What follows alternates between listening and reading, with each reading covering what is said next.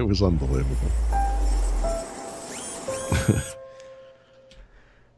This is this is part two, take two, because I don't actually know if this is recording correctly. Thanks to Windows Update, today's crappy podcast brought to you by Windows Update, interrupting you during active hours even though you have it set. It's actually even better than that because it has apparently screwed something up after installing. Speaking of which, I didn't intend to really talk about this, but look, I'm on the Insider Preview. I'm not kind of speaking out of turn. Like, obviously, when you have issues with an Insider build, I mean, whatever. But I have to say, this most recent build has been particularly bad. And I don't usually notice stuff. In fact, people will ask me, should I use it or not? I'm like, honestly, I don't really usually have any problems. But I've had this thing for the past, couple of days now where all kinds of weird issues. But the latest one is with zip files. Like, they always appear to be corrupt. So finally I was like, this has happened with enough different servers where I was getting the files from, where I'm like, I got to try. I just installed 7-zip. The zip files are fine. It's the system. And I was like screaming at my computer. So I had to get that Huawei review or, first impressions out for 9. And my daughter is home today because school is canceled because there was a rumor that it might snow. And yeah, seriously, welcome to Pennsylvania, where 18 days of school year is perfectly acceptable. Anyway, she comes upstairs and she kind of peeks around the corner with this look on her face, like, "Is everything okay?" And I'm like, "I think your father might have Tourette's, honey."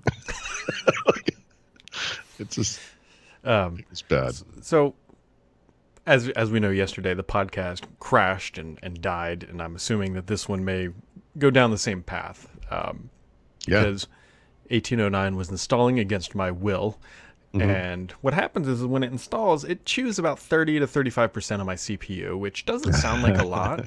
But when you're recording 2 video streams from Skype and the audio separately on 2 different channels, it takes about 60-ish% of the CPU, which is what I need to record this. Is why I don't run anything else on this machine. It kills it. Like that's what happened. We watched in real time. My machine just like prioritized what's getting bandwidth. And it wasn't podcasting. And here's at least after the what's that? Here's the best part of this. 1809 failed to install. That's amazing. So then it rolls back. So then it rolled back to what 1803 that I'm on now. Which I come down to the computer. I came down here at 10 a.m. because specifically I thought I would turn it on and be like, your files are right where they left them, which isn't always true. No, it's not. Your settings certainly aren't where they're my audio settings default back every time. So I figured I'm going to have to rewire the audio and all that stuff. And then I see the CPU grinding away. I'm like, what is going on? It's trying to reinstall 1809 at 10:30. We record this podcast at 11. I'm like, so I checked active hours. I'm like, hey, I have active hours set. And all that really actually does, I learned, it just says it won't restart your machine. It won't it's still doing it in the background. Yeah. Well, it's still, that's not been my experience. It is installing 1809 right now as we are trying to podcast. And so I've restarted. So if we sound weird, like to me, Brad sounds garbled. I don't know if that came through. I guess that we talked about that before. So if this sounds bad, there's no reason to comment on it. We'll check the audio. Brad will, obviously, after it's recorded. But to me, it's not as bad as you've seen it. You've seen that thing in Skype where it's the voice has a robotic quality. It's kind of trending in that direction. It's not full on robotic, but it's a little garbled. Well, if it's all gone downhill, you can blame Windows Update for trying to do this in the background because I can't control that anymore. Well, I mean, if it's a Pro box, you could just delay feature updates. Probably I need to just put it on the long-term servicing branch because I do nothing on this computer except this podcast. Yeah, like you don't want updates to install. I want nothing to happen to it. I want no audio changes. I want no installs. But here we go. Windows as a service. It's great. Yeah. But the good news is, Paul, if people do want to hear us, they can just call us on FaceTime and then just turn on our audio and video, apparently. And that was a fun little bug that's came Here's out what I'll say about Data this. There's been a lot of Day. crap. Yeah, I mean, Apple's come under a lot of fire for this, right? And I think there's a certain kind of comeuppance moment that occurs when you constantly promote yourself as being the safe, secure, reliable choice, and something goes south. But honestly, I think it's fair to say in this case, the reason this is notable is because Apple kind of is the exception, right? This type of thing doesn't happen to doesn't happen to Apple products or services all that much. So yeah, I don't know. FaceTime works great, I would say normally. Yeah. I mean, we use it with my son sometimes, because he's away at college. Actually, we used Facebook the last time, but we've typically used FaceTime. I mean, whatever. It works. My wife and we use it all the time with Yeah. our kid. Yeah. But yeah, so if you aren't fully in the loop, basically what you can do is you can call someone to FaceTime, then you add yourself to a group FaceTime, and then for whatever reason that makes the audio turn on everybody's end. And you can just listen in. Fun. Hopefully world leaders are using it, captains of industry, that kind of thing. Mm-hmm. Mm-hmm. Maybe see what Jeff Bezos is talking about. Yeah, because he's not using an Amazon Fire Phone. Nobody is. Yeah, exactly. Even he's not using one. Yeah. They are claiming they're going to push out a fix this week, so get your exploits in while they're hot, I guess. Jesus. Oh well. Yeah, I don't even know what's else going on this week. I'm more worried about just getting this podcast done and then it just looking like garbled. Yeah. Well, since we're on the iPhone thing, I will mention, since you probably didn't see it, I actually bought an iPhone X 10R, I guess we'll call it. And Brad, you know this because I was sort of originally kind of shopping it around, but I had this $600 credit at Apple, like a gift card, virtual gift card, and because I traded in older devices that I don't use. And I don't really have anything I want to buy at Apple, Yeah. But the interesting thing is, I do need an iPhone for testing purposes, and so I bought an iPhone 7 about a month and a half ago, whatever, at a great discount, right? Which is one of the funny things that's happening right now, and has been happening over that quarter where Apple kind of fell apart, which is you can get Apple stuff really cheap on other sites. So if you go to Amazon.com, their iPads, Macs, iPhones have all been on sale. Depending on, not all of them, but, different versions, different models, whatever. And I got this device, I want to say it was $320, a 128 gigabyte iPhone 7 on Apple.com refurbished. That phone is typically $550, but they're having their own sale. So I think it's like $470, but it's still an incredible bargain for what it is. But one of the things that's happened since then is because, again, the iPhone sales have tanked.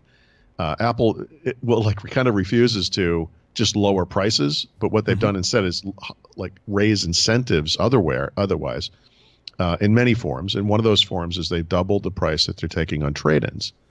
So the trade-in on this phone was actually $250. So if you had like $600 to $250, that's $850.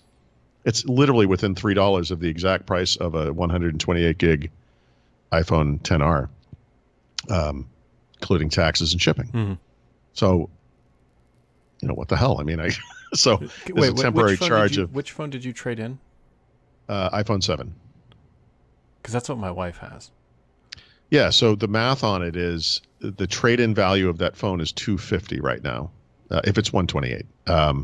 You can get up to $250 on a iPhone trade-in on this type of iPhone, and you put your model number in. The condition's excellent. It's whatever. I was kind of wondering if because it was refurbished that would impact it, but that's pretty great. So it would have been. The problem is when you go up to the iPhone XS, the minimum price difference is $250. Yeah. Because the base iPhone XR is $750 and the base XS is $1,000. But really, you want this thing to be future proof, right? You're not gonna. No one's gonna buy this thing and use and get rid of it in a year. You want to hold on to it for 3 years, maybe 4 even now. You want to upgrade it. The only upgrade you get on the XS is $256. That puts the price up to $1,150 if I'm doing the math right in my head, which is a $350 price increase over the upgraded iPhone XR. So I can't really justify that. Sure. But what I'm essentially getting here is, it's not really free. I mean, I get that, but I'm swapping this phone out for no additional charge other than the $70 price differential between the $250 I'm getting on trade-in and the $320 I spent. So I guess I'm paying $70 to get a much better phone. So yeah, it's kind of a no-brainer. In fact, I I I kind of went through the process a couple times on Saturday. I did it a couple more times on Sunday, and I was like, am I missing something? Like, am I? And then I did finally on Monday. I did it again. I was like, no, let's just get this. At some point, the trade-in value may disappear. Who knows? I don't know what's going on. But yeah, it's kind of interesting. So if I take my wife's iPhone 7, 120 gigs, I think is what it is, and trade it in, how much is it going to cost me to buy an iPhone XR? So the base for it $500. Yeah. See, the what put this over the top is I had the $600 credit. Right. You know what I mean? So a base iPhone XR is $750 minus the $250 for the trade. I mean, you can do multiple trades too. It's kind of cool the way they do it. So my credit card was actually charged $250. Right? They're going to send a package. I'll send this back, and then they're going to credit me back. You know what I mean? So effectively, it will be just wiped out. Interesting. In fact, I'll come out ahead by $3 and some number of cents. I don't remember exactly. Yeah. Interesting. Yeah, I don't quite know if I want to spend $500 to get my wife a new phone when she's not asking for one. But look, for me, this is mostly for testing purposes, right? It's easier for us to justify something like this. Yeah. I mean, what I would say for your wife is we're already kind of like 3 months past when this phone came out. So we're 1/4 of the way to the next one. They have what happened to kind of fall back on from an experience standpoint. The next one is going to be, I would imagine, a significant upgrade, So at that point, you might want to decide. I mean, obviously, the value of your iPhone 7 is going to go down, in that time frame. So you're not going to get as much for that. But I have a feeling that this year's iPhones, I guess, are going to be pretty interesting. Whereas the last ones, there's some interest there. I mean, the iPhone XR is interesting. It's kind of a value phone, which is unusual for Apple. The iPhone XS, obviously, if you're upgrading, is very interesting. It's a beautiful phone, but it's nearly identical to the previous phone. So, it's an S year. I think next year. I think this year is going to be I think it's going to be a much bigger improvement. Camera quality, et cetera, et cetera. Plus, you might want to get that for yourself and then give your wife your phone. That's the thought that keeps running back into my head is that I'd like to be on this where I just buy a phone every year. My wife just is in the trickle-down economy. And well, you could also get on the iPhone upgrade program. Although... Yeah, well, I mean, this phone I bought outright, so it's... Yeah. We typically just buy it outright. And plus, it's a lot easier to swallow a one phone payment per year rather than trying to do them both, which is one of the reasons why we didn't do it. Is for us both to get new phones would have been $2,000 out of pocket. Oh my God, can you imagine? Yeah, right. And we were like, nope. And she said, I'd rather have an Apple Watch later in the year, and that's what we did. Right. Yep. All right. Well, on the idea that I have no idea if this is going to work, you got anything else for today? No, I rediscovered this morning that I didn't actually work out this morning because I had to get that thing done by 9. I had forgotten it was due. I thought it was 12, but it was 9. So as I told my wife earlier, I've discovered that when I don't work out in the morning, I get a lot done. Like it's kind of a terrible paradox. I could sit here and kill myself in the chair, or I could get off my ass, exercise a bit, and then get less done in the morning. I got to try to figure out a thing where I try to work out in the afternoon. Or you could do what I did, and I woke my wife. My wife woke me up because she went to the gym at 5 a.m. That's brutal. Yeah, but she does it 4 days a week, so it's. So my wife gets up at 6. My daughter leaves at 6:30. If I'm not up by then, she gets me up. And I would say, let's say 50% of the time, I actually will get up right around 6. Yeah. And that's a good time. It's enough time where I can, I block off like an hour for exercise. Yep. I don't eat breakfast. I just drink coffee and read the paper and work out hopefully, and then start working by 9 at the latest usually. But Stephanie came upstairs at 6:30. My daughter had not left. I usually hear her go out the garage, and then she doesn't have school because again, whisper, snow. And she's like, you got to get up. And I'm like, no.